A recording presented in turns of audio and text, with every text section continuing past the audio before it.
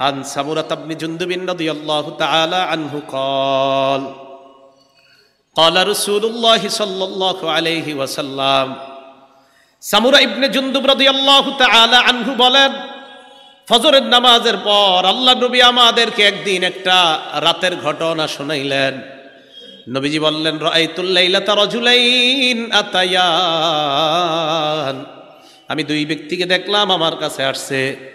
ফাখরাজানি ইলা আরদিন মুকদ্দাসা, আমাকে একটা পবিত্র জমিনের কাছে নিয়ে যায়।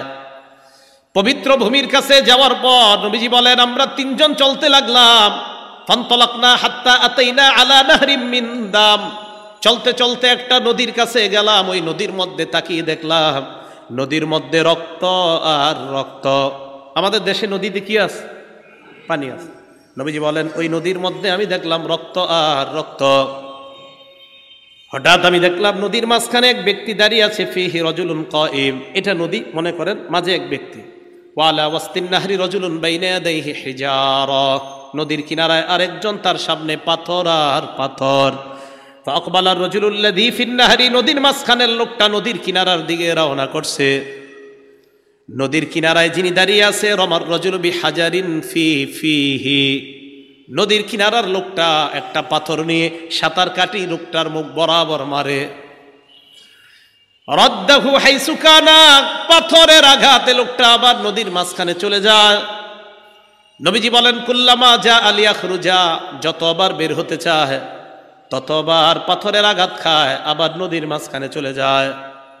জিবরিল আমিন আমাকে বলে, আল্লাযী রাআইতাহু ফিন নাহরি আকিলুর রিবা, ইয়া রাসূলুল্লাহ, আপনি যাকে নদীর মধ্যে সাঁতার কাটতে দেখলেন এটা হলো সুদখোর। নাউজুবিল্লাহ, আল্লাহ হেফাজত করেন।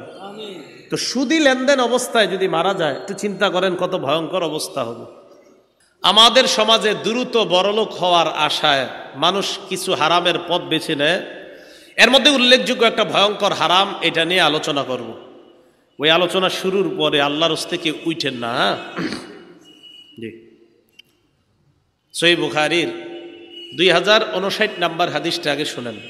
ক্বালা রাসূলুল্লাহ সাল্লাল্লাহু আলাইহি ওয়াসাল্লাম, নবীজি বলেন, ইয়াতি আলান নাসি জামান লা ইউবালিল মারউ মা আখাযা মিনহু আমিনাল হালাল মিনাল হারাম।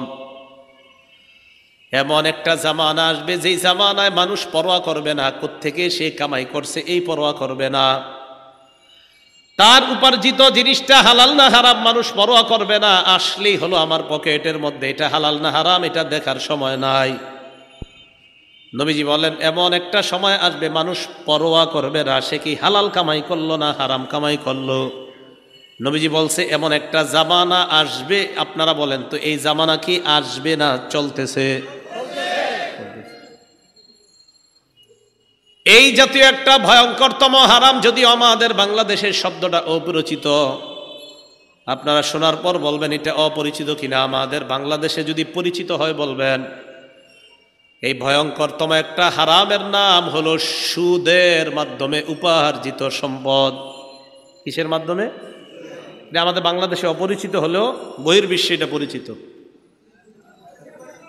বাংলাদেশে এটা পরিচিত, তাহলে তো বাংলাদেশে যদি পরিচিত হয় তো ভালো করে একটু শুনতে হয়, ঠিক না? তাহলে সুদ আমাদের দেশে পরিচিত না? আপনারা কি সবাই সুদ চিনেন? মানে খান আর না খান সমস্যা নাই, সুদের নাম শুনছেন তো? আমাদের দেশে কি সুদ আছে? সুদ হালাল না হারাম? হারাম।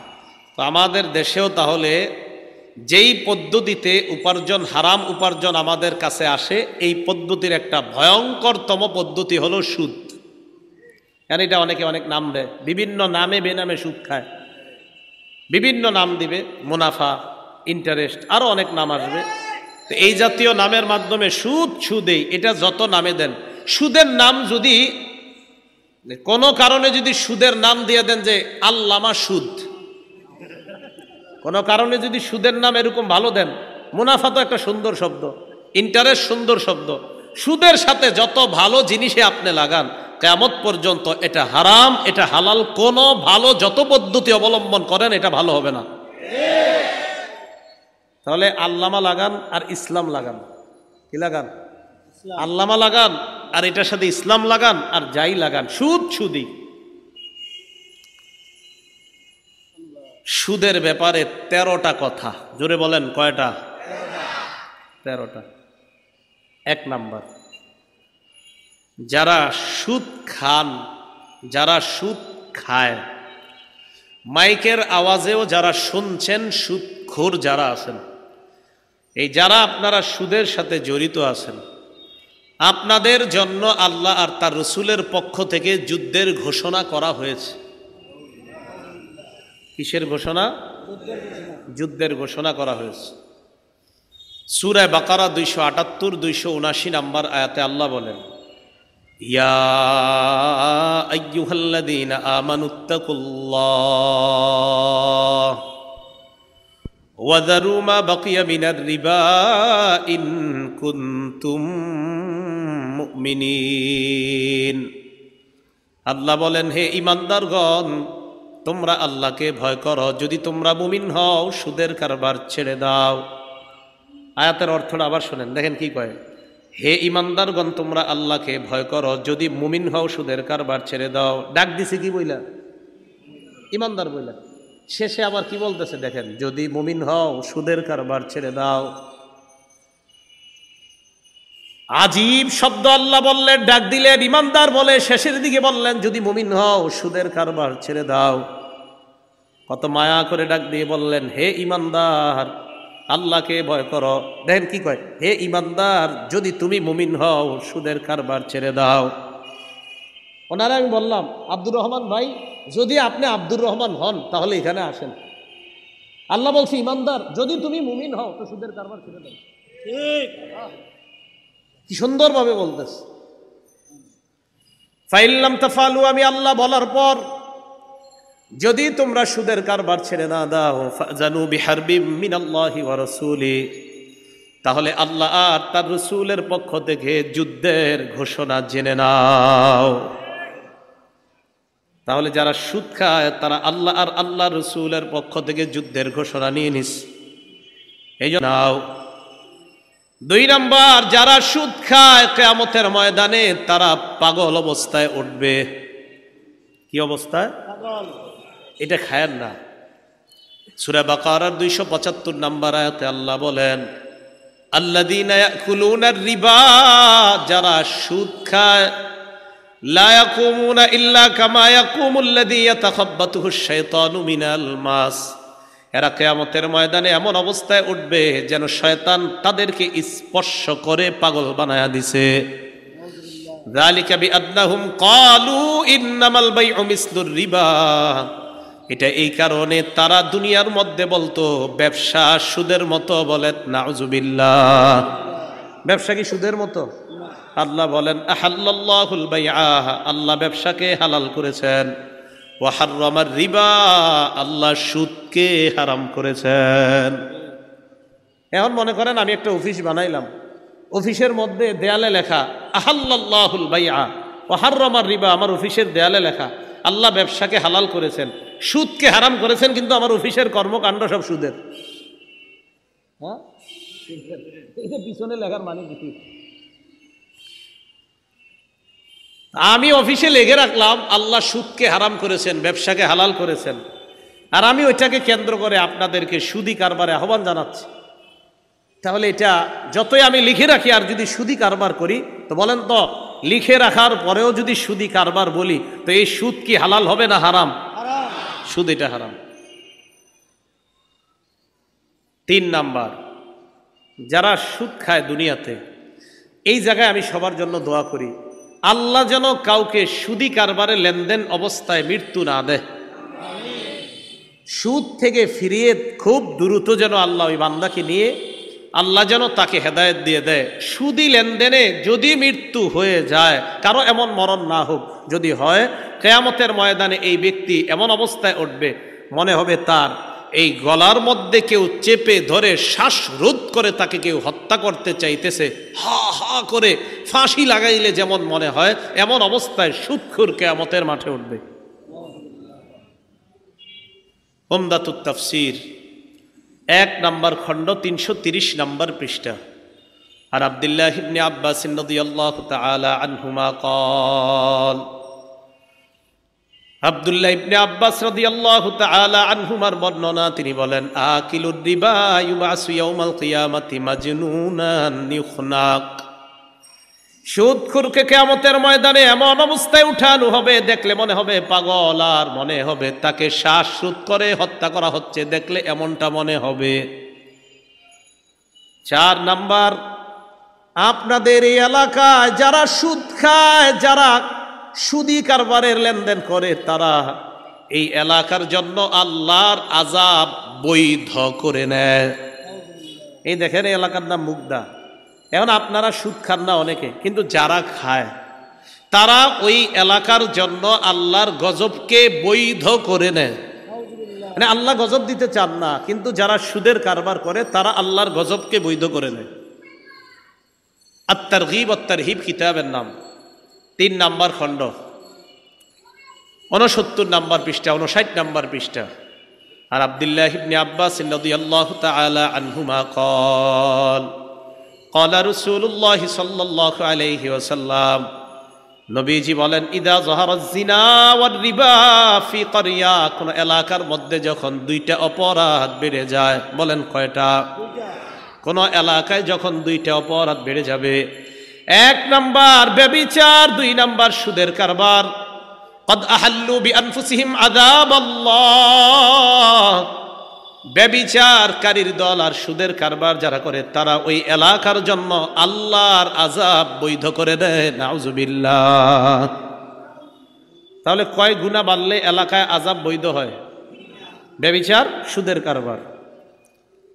5 নাম্বার, যারা সুদ খায় তাদের কারণে ওই এলাকায় আল্লাহ দুর্ভিক্ষের গজব দেয়। কিসের গজব দেয়? দুর্ভিক্ষের গজব দেয়। মুসনাদে আহমদ কিতাবের নাম, হাদিস নাম্বার 17822 নম্বর হাদিসের বর্ণনা। আন আমর ইবনুল আস রাদিয়াল্লাহু তাআলা আনহু قال, আমর ইবনুল আস রাদিয়াল্লাহু তাআলা আনহুর বর্ণনা, মা মিন কওমিন ইয়াজহারু ফীহিমুর রিবা ইল্লা উখিযু বিসসানা, কোন এলাকার মধ্যে যদি সুদের কারবার বেড়ে যায়, ওই এলাকার মানুষগুলাকে দুর্ভিক্ষের গজব দ্বারা পাকড়াও করা হয়, দুর্ভিক্ষের গজব তাদের উপর চাপিয়ে দেওয়া হয়। ওমা মিন কওমিন ইয়াজহারু ফীহিমুর রিশা, কোন এলাকায় যখন ঘুষের কারবার বেড়ে যায়, ইল্লা উখিযু বির-রু'বি, ওই এলাকার মানুষগুলা কাপুরুষ হয়ে যায়, পুরুষগুলা কাপুরুষ হয়ে যায়। সুদের কারণে এলাকায় দুর্ভিক্ষ হয়, ঘুষের কারণে পুরুষরা কাপুরুষ হয়ে যায়। দাবি করবেন যে আমরা এই এলাকায় 100% মুসলমান, কিন্তু কাজে করবে দেখা যাবে আপনারা কাপুরুষের মতো আচরণ করবেন। কেন? ঘুষের কারবার বেড়ে গেলে সাহসী পুরুষগুলাও কাপুরুষ হয়ে যায়। 6 নাম্বার, যারা সুদ খায় তারা পেটে সাপ ঢুকায়। কি ঢুকায়? সাপ ঢুকায়। সাপ, সাপ, সাপ চিনেন তো আপনারা? হ্যাঁ, সবার চেহারাগুলো কেমন জানি মরা মরা লাগতেছে।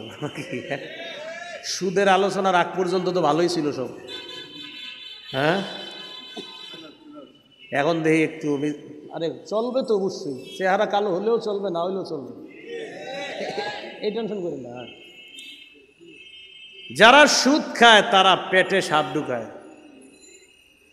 ইবনে মাজা হাদিস নাম্বার 2273 নম্বর হাদিসের বর্ণনা। আন আবি হুরায়রা রাদিয়াল্লাহু তাআলা আনহু قال قال رسول الله صلى الله عليه وسلم, আবু হুরায়রা রাদিয়াল্লাহু তাআলা আনহুর বর্ণনা, আল্লাহ নবী বলেন, আতাইতু লাইলাতান উসরিয়া বি আলা কওমিন, আমি মেরাজে যখন গেলাম এমন একদল মানুষের পাশ দিয়ে গেলাম, যে মানুষগুলার দিকে তাকায় দেখলাম, বুতুনুহুম কাল বুয়ুত, তাদের পেটগুলা বিশাল বড় বাড়ির মতো। পেট কিসের মতো? বাড়ি।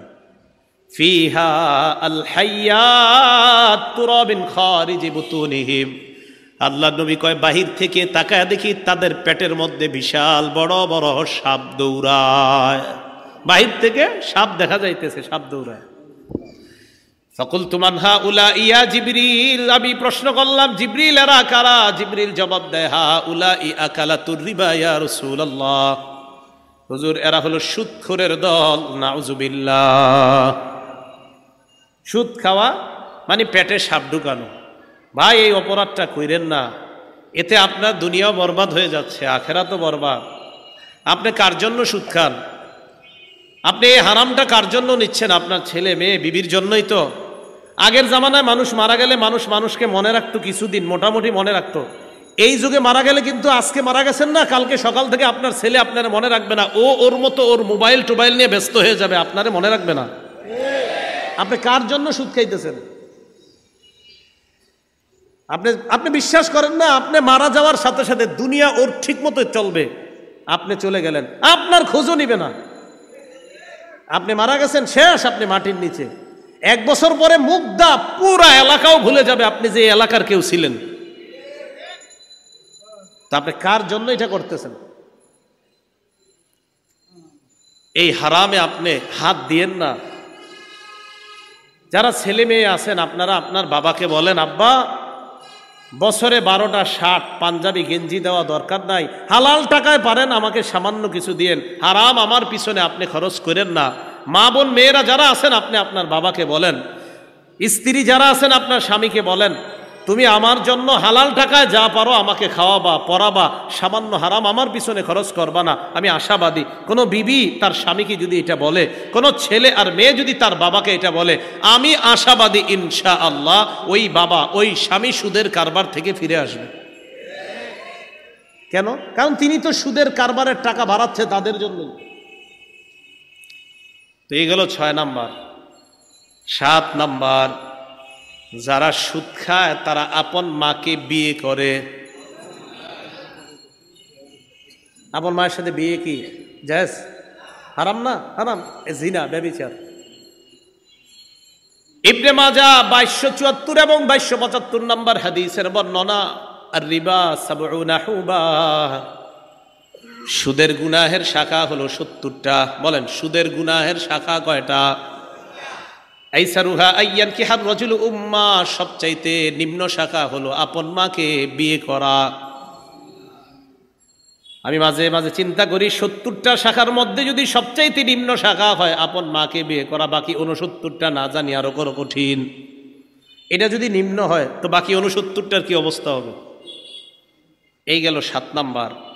8 নাম্বার, সুদ খাওয়া মানে আপনার দুনিয়া নষ্ট হওয়া, আখিরাত নষ্ট হওয়া। সহিহ বুখারীর বর্ণনা 2766 নম্বর হাদিসের বর্ণনা, ক্বালা রাসূলুল্লাহ সাল্লাল্লাহু আলাইহি ওয়াসাল্লাম, নবীজি বলেন, ইজতানিবুস সাবআল মুবিকাত, আল্লাহ নবী বলেন তোমরা 7টা ধ্বংসকারী অপরাধ থেকে বাঁচো। বলেন আমাদেরকে ধ্বংস করে কয়টা অপরাধ? 1 নাম্বার শিরকু বিল্লাহ, আল্লাহর সাথে শিরিক করা। এটা আমাদের দুনিয়া নষ্ট করে দেয়, আখিরাত নষ্ট করে দেয়। আল্লাহর সাথে কি করা? এর জোরে বলেন তো, আল্লাহর সাথে শিরিক করা যাবে না। আমাদের অবস্থা কি জানেন? আমার নাম আব্দুর রহমান, আব্বার নাম আব্দুর রহিম, মার নাম রহিমা, জামিলা, কুলসুমা।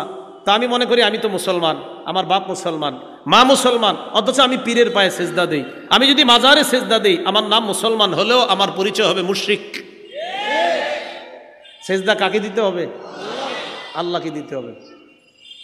তো যেই অপরাধ আমাদেরকে ধ্বংস করে দেয়, 1 নাম্বার শিরিক করা, 2 নাম্বার সিহরু জাদু করা, 3 নাম্বার ওয়াকাতুন নাফসিল্লাতী হারামাল্লাহু ইল্লা বিল হক, অন্যায়ভাবে কাউকে হত্যা করা, 4 নাম্বার আকলুর রিবা, সুদ খাওয়া, 5 নাম্বার আকলু মালিল ইয়াতীম, এতিমের সম্পদ অন্যায়ভাবে ভক্ষণ করা, 6 নাম্বার তাওয়াল্লি ইয়াউমাজ জাহফি, জিহাদের ময়দান থেকে পলায়ন করা, 7 নাম্বার ওয়াকসফুল মুহসানাতিল মুমিনাতিল গাফিলাত, সতী সাদী সহজ সরল কোন মুমিন নারীর উপর মিথ্যা অপবাদ দেওয়া।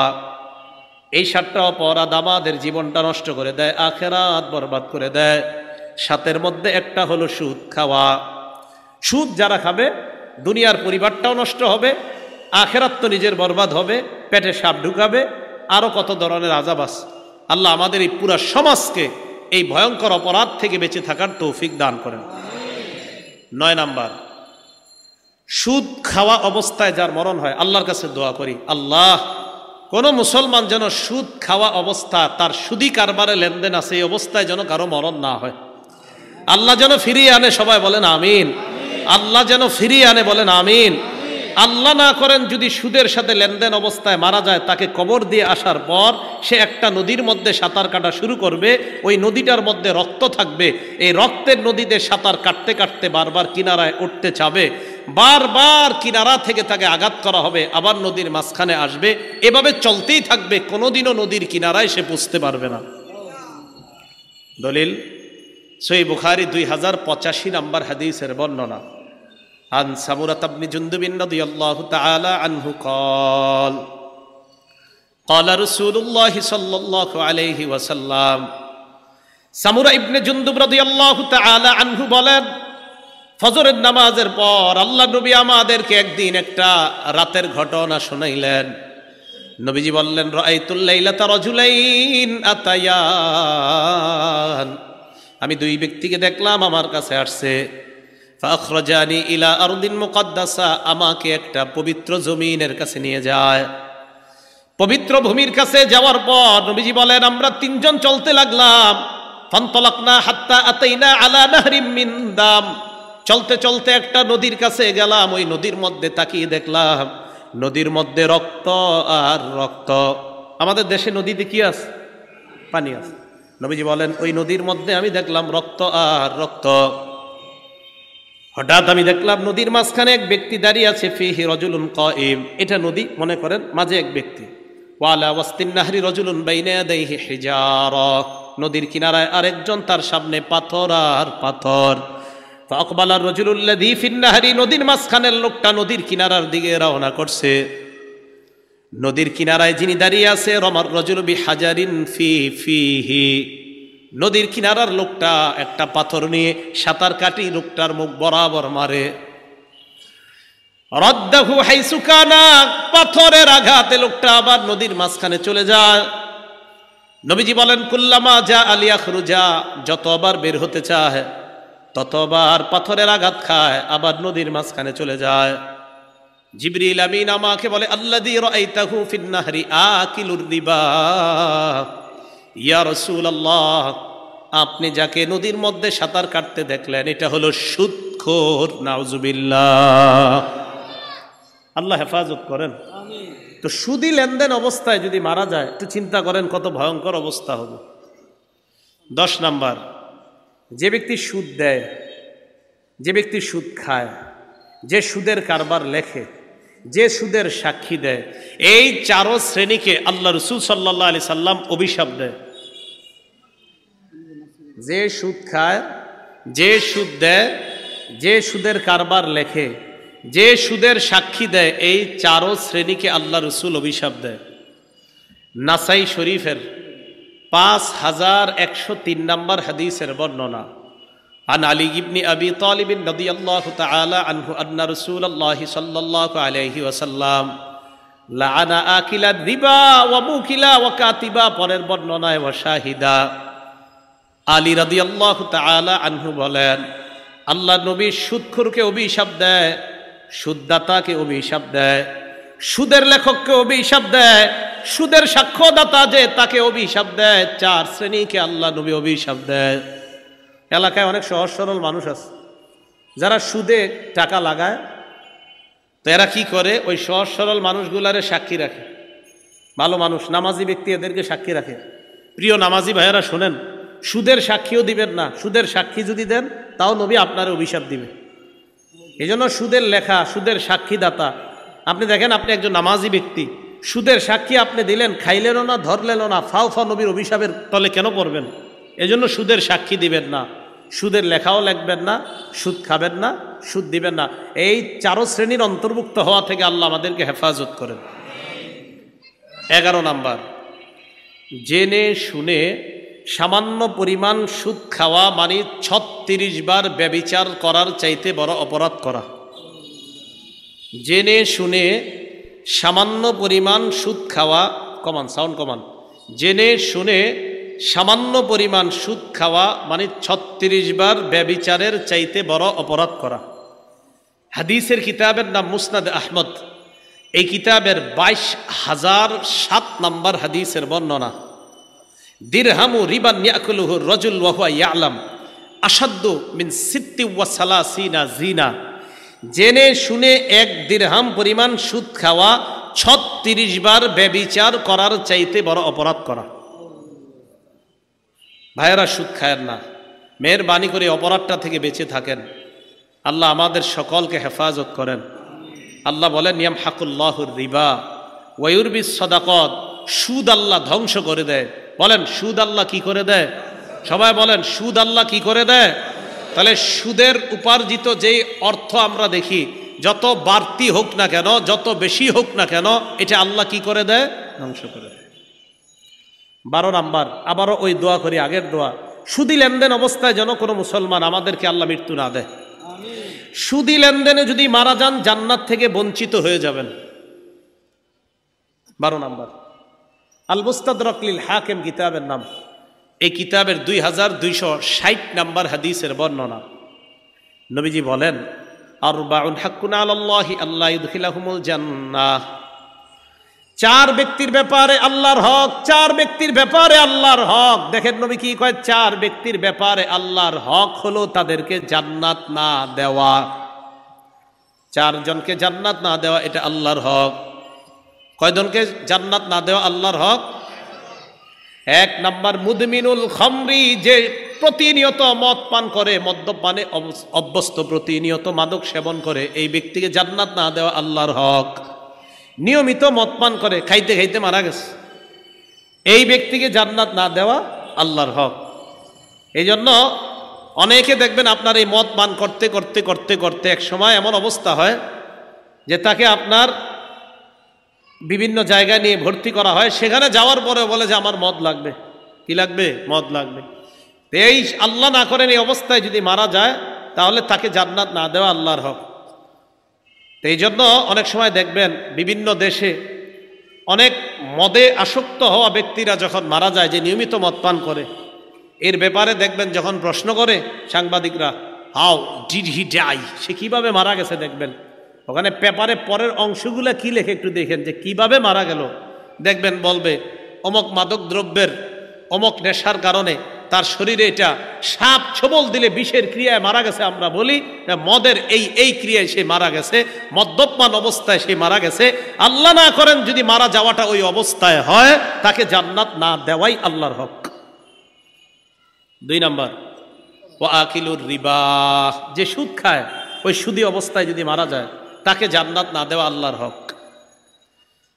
3 নাম্বার, ওয়া আকিলু মালিল ইয়াতীম, এতিমের সম্পদ অন্যায়ভাবে ভক্ষণকারীকে জান্নাত না দেওয়া আল্লাহর হক।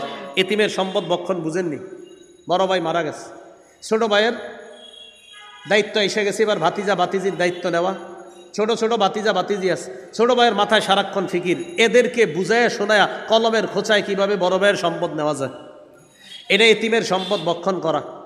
মুসলিম শরীফের 1610 নম্বর হাদিস, সারা জীবন মন দিয়ে শুনেন এটা। রাসূল সাল্লাল্লাহু আলাইহি সাল্লাম বলেন, মানিকতাতা আশিবরাম মিনাল আরদ জুলমা, কেউ যদি কারো 1 বিঘত সম্পদ জোর দখল করে নেয়। কয় বিঘত?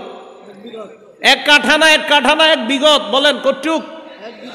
1 বিঘত, মাত্র 1 বিঘত সম্পদ যদি কেউ কারো সম্পদ জোর দখল করে নেয়, তাওয়াকাহুল্লাহু ইয়াহা ইয়াউমাল কিয়ামাতি মিন 7 আরদিনা, কিয়ামতের ময়দানে আল্লাহ তার গলার মধ্যে 7 স্তরের জমিন ঝুলাইয়া দিবে।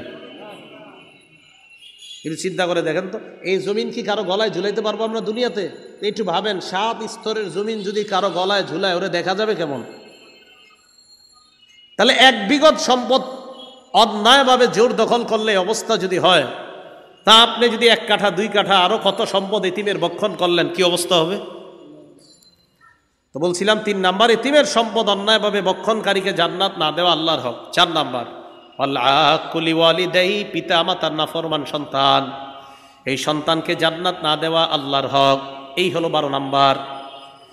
13 নাম্বার, মনোযোগ দিয়ে সবাই শুনেন, আবু দাউদ শরীফের 3-3-3-1, 3টা 3-এর পরে একটা 1 হইলে কত হয়? 3300। সুন্দর বলছেন, 3331, খুব সুন্দর হয়েছে কথাটা। এই জায়গায় রাসূল সাল্লাল্লাহু আলাইহি সাল্লাম বলেন, লা ইয়াতিয়ানা আলান নাসি জামান, এমন একটা সময় আসবে মানুষের উপর, লা ইয়াবকা আহাদুন ইল্লা আকালা রিবা, যেই সময় কেউ বাকি থাকবে না, সবাই সুদ খাবে। আসলে কি সুদ খায়? সবাই খায় না তো। নবী কয় ওয়া ইল্লাম ইয়াকুলহু, যদিও ডাইরেক্ট না খায়, আসাবাহু মিন বুখারিহি, সুদের ধোঁয়া তার গায়ে লাগবে। ডাইরেক্ট যদিও না খায়, সুদের ধোঁয়া তার গায়ে লাগবে। এরে নিয়ে গেলাম এক কাপ চা খাওয়াইতে, চা খাওয়াইতে নিয়ে যাওয়ার পর তাকে আমি চা খাওয়াইয়া দিলাম 5 টাকা 10 টাকা কাপের কফি বা চা খাওয়াইয়া দিলাম। সে তো জানে না আমি তাকে চা খাওয়াইছি কোন টাকায়, তার জন্য যদিও গুনাহ হবে না, আমি সুদের টাকায় খাওয়াইয়া দিলাম। এই ব্যক্তি যদিও জানে না, সুদের টাকায় চা খাওয়াইয়া তার পেটের মধ্যে সুদের হাওয়া, সুদের ধোঁয়া ঢুকাইয়া দিস। এ জানে না, তার গুনাহ হবে না। এই জন্য দেখবেন মাঝে মাঝে ফজরে মজা পান, জোহরেও মজা পান ইবাদত কইরা, আসরেও ইবাদতে মজা পান, মাগরিবেও ইবাদতে মজা পাইতেছেন, এশার নামাজে হঠাৎ মজা পান না। আচ্ছা, ঘটনা কি? আমি মজা পাচ্ছি না কেন? ওহো, মুগ্ধা আমার ওই দোস্ত না আমারে নিয়ে 3টা পরোটা খাওয়াইছিল অমুক হোটেলের মধ্যে। আচ্ছা, খানায় কি কোনো ভেজাল আছে? না, আমি খাইছি, আমি তো আর ভেজাল খাই নাই। আরে ভাই, আপনি তো খান নাই, আপনারে যে খাওয়াইছে সেটা তো জানেন না। ও সুদের টাকায় খাওয়ানোর কারণে 4 ওয়াক্ত নামাজে মজা পাইছেন, হারামের ধোঁয়া ভিতরে ঢুকার কারণে এসব নামাজে আর মজা পাচ্ছেন না। এই জন্য আমরা অনেকে জানি, তা খাইতে খুব সাবধান, খাবার খাইতে খুব সাবধান। পেটে যদি হালাল না যায়, আপনি গুনাহ হবে না যদিও আপনার, কিন্তু আপনার অজান্তে যদি হারাম কেউ দিয়ে দেয়, ইবাদতে মজা পাবেন না, আপনি জানবেনও না। আল্লাহ বুঝার তৌফিক দান করেন। তাহলে সুদের পদ্ধতিতে আমাদের সমাজের মধ্যে যে উপার্জনটা হয়, এটার নাম হারাম। বলেন, এটার নাম কি? আল্লাহ বলছে হালাল খাইতে, নবীজি বলছেন হালাল উপার্জন করতে। আল্লাহ বলেছেন হালাল খাইতে, হালাল উপার্জন করতে, নবী বলছেন হালাল খাইতে, হালাল উপার্জন করতে। হারাম উপার্জন থেকে নবী নিষেধ করেছেন। হারামের মধ্যে ভয়ঙ্করতম একটা পদ্ধতির নাম সুদি পদ্ধতি। এই পদ্ধতিতে যারা উপার্জন করি 13টা ভয়াবহ অবস্থা।